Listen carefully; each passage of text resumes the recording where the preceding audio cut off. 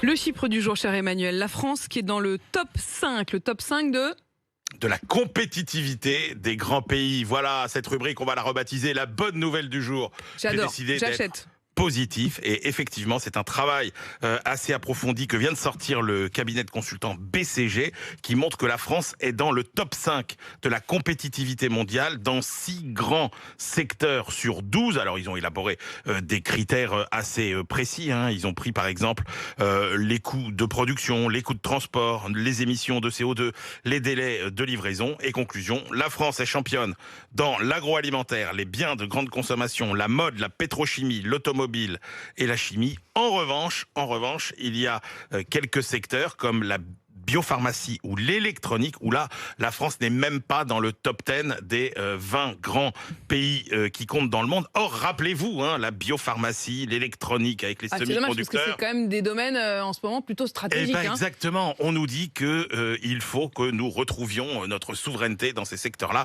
Et là, c'est vrai que le bas blesse. Il y a du boulot. C'est le moment ou jamais de relocaliser en France, donc? Eh oui, exactement. Parce que ce qui est aussi intéressant dans le travail du BCG, c'est qu'ils prennent en compte l'évolution instantanée de beaucoup d'indicateurs. Et alors, il y a un indicateur qui joue en faveur de la relocalisation, c'est l'explosion de tous les coûts de transport. Et le BCG dit d'ailleurs, si on prenait les coûts de transport de 2019, la France ne serait pas dans le top 5 dans 6 secteurs comme aujourd'hui, mais dans 3 seulement.